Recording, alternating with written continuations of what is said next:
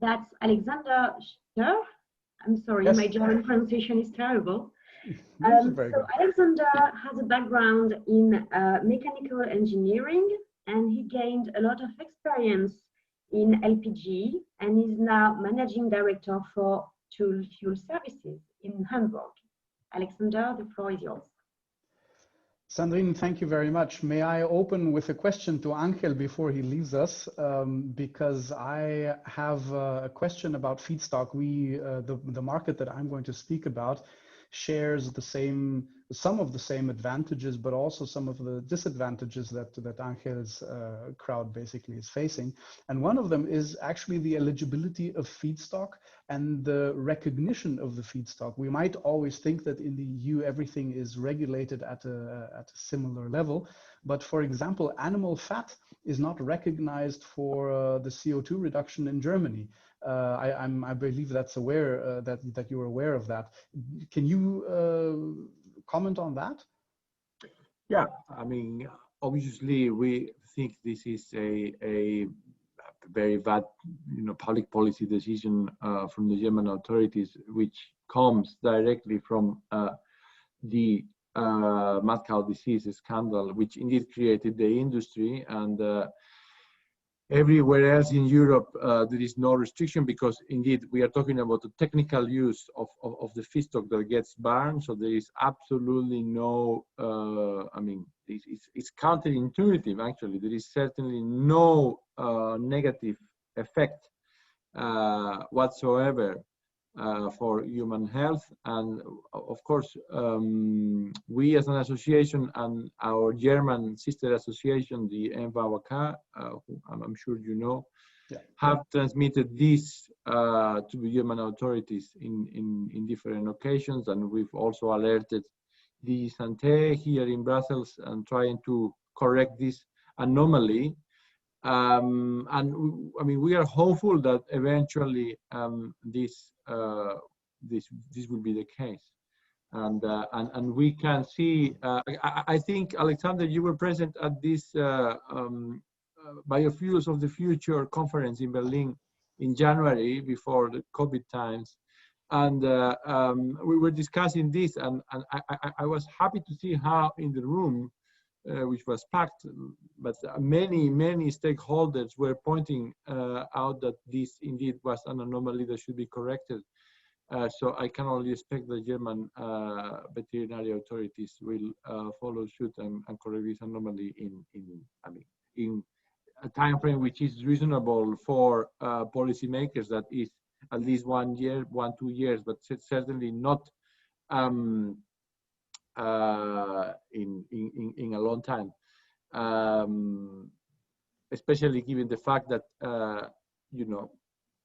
even cat3, which is a type of animal fat with alternative uses and even less hazard profile, will be, it seems, might be included in the annex if the Commission is to follow the recommendation of the external contractor that has prepared the groundwork for the revision of Annex 9, which we've seen in the last few weeks.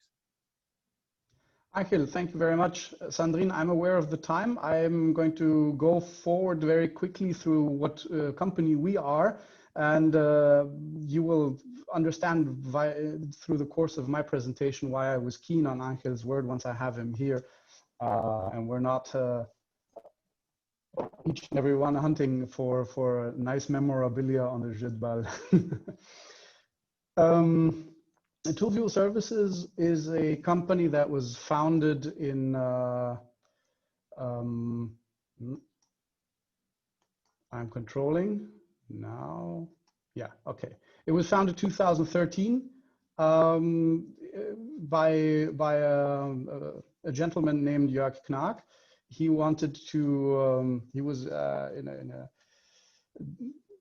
a managing position at the Holborn refinery, and he was first confronted with HVO, this wonder fuel that was produced in Finland at the time only.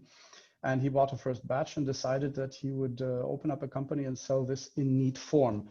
for XYZ reasons. And I think it's great what Dave Slade said in the beginning. We don't have the luxury of time to go through from one product to another. So when I present HVO, I don't see it as a replacement for biodiesel or as a replacement for something else. It is one of the cards in our deck to address the carbon emissions that we have from non-renewable sources that we want to do. So all of these presentations actually for the participants should be seen as not as a competing, but as a concurrent in an economical term, but actually as a cooperative, as a collaborative effort to reduce our emissions. I am afraid that my presentation has stalled. Okay, we're going to jump through it.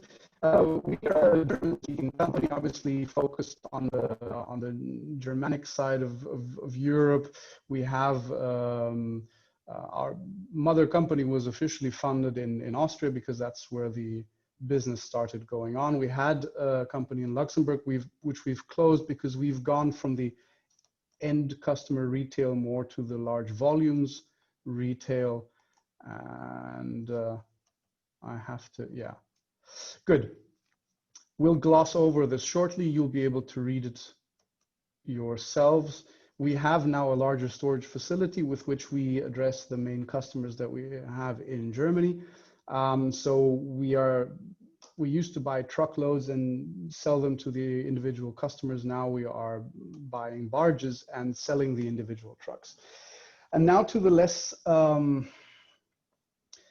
the less straightforward part of the presentation, because I've been asked to do the uncomfortable part, that is look into the future and into the near future. And it's very nice if you speak about 2050 and beyond, you can have nice studies. But here, these are facts and figures that you will still remember in a couple of years if I've got them wrong. So it's actually dancing on the edge.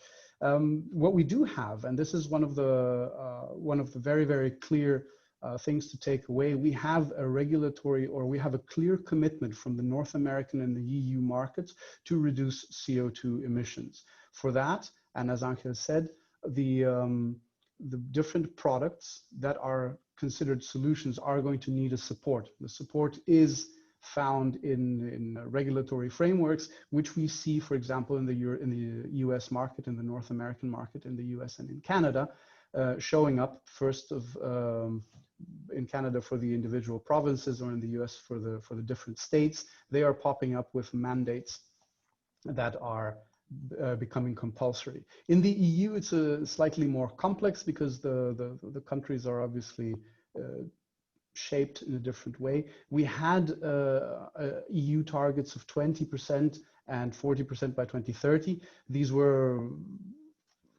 yeah, I would say suggestions. But if you look at the RED, at the red, it does specifically say that 14% need to be met on the road sector, obviously because different sectors have their different challenges. Now, when you see the difference between what was the ambition and what was actually put into legislation, you already see a difference. But the difference becomes really even more stark when you actually see the different countries of the European Union, or close to the EU. Norway is not actually an EU member. You will see that the targets are very vague, as you could say. Germany has put, for example, going from the bottom to the top, Germany has put a lot of effort into renewable electricity. And if you look at the legislation, it is very clear that Germany wants to be fully electrified. And the environmental ministry also follows through with national legislation that clearly favors electrification. Other countries such as Sweden, they have formulated a very clear target for diesel. They are very far in electrification, but they also understand that liquid fuels are a product that will have future, regardless of the focus of the energy mix.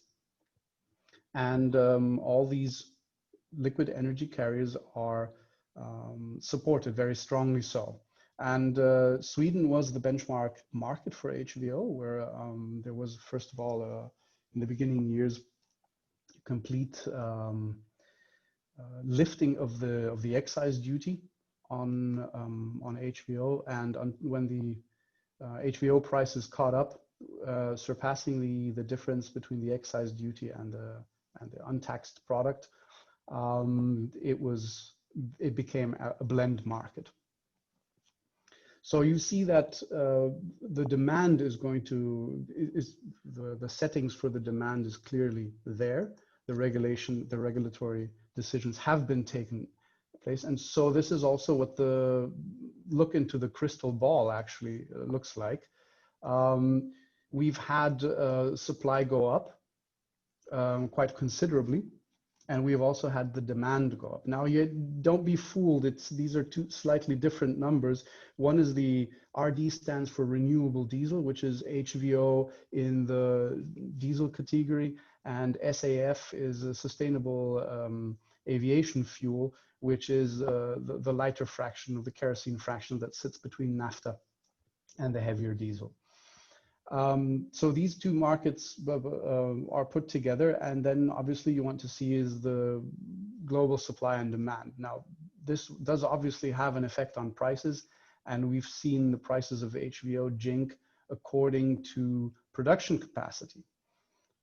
So those who had a plant running in the past 2 years were able to recoup a good considerable part of that investment. And we also see that this situation is not expected to change, at least by the opinion of the consultant that was paid to compile these numbers. But our activity in the market does show that the HVO consumption is going up as well. Everywhere where the normal biodiesel runs into a blend wall for technical reasons or standardization reasons, then this is where the parties that are under the obligation to blend will chip in and buy HVO.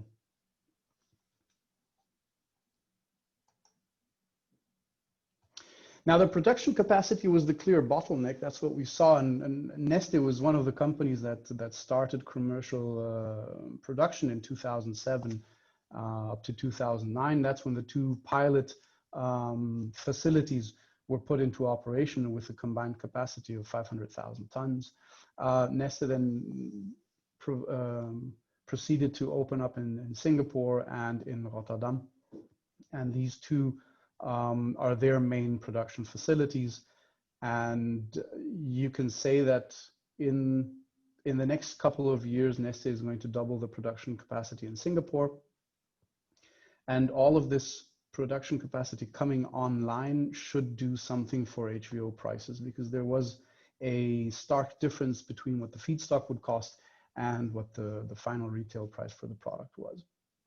And you see on the left, in the left column, you see quite a couple of very known companies that are taking their assets and converting them to HVO production, which is basically just taking the feedstock and hydrating it over a catalyst. I'm not going to, as an automotive engineer, I'm not going to make a fool of myself and hold a chemical presentation with so many people who I hold in high regard and high esteem, who are much better capacities explaining this left and right of me. So we'll go into the marketing or the market side of the figures here.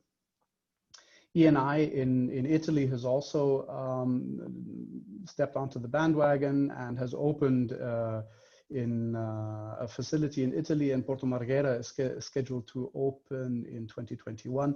UPM is a very interesting company because they've started to produce this from a very advanced HVO from a very advanced feedstock.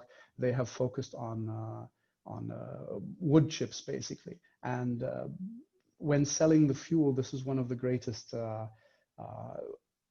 challenges we face, because many customers who are actually interested in buying HVO are also interested in getting a very sustainable feedstock with that. So the product quality is one of the questions, and the other question is obviously how sustainable the product is. So you see from this overview that in the next few years, hopefully there is considerable capacity or cumulative capacity coming on. I didn't include Phillips 66 because I didn't get a clear timeline, and I know they're committed to do that and to put on another another company. And Diamond Green Diesel, I also didn't have all of the figures here of their production capacity, although we do work together with them via certain connections in the Swiss market, which is different to the EU.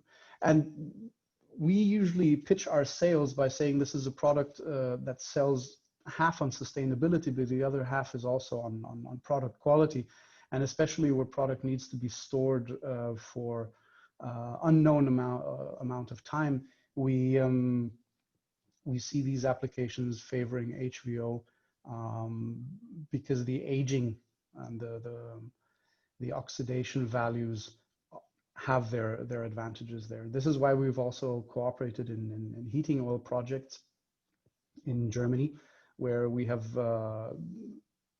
well seen with Klaus, who talked earlier, what the effects are of mixing with the regular heating oil using the product neat. And these are the things that we are involved in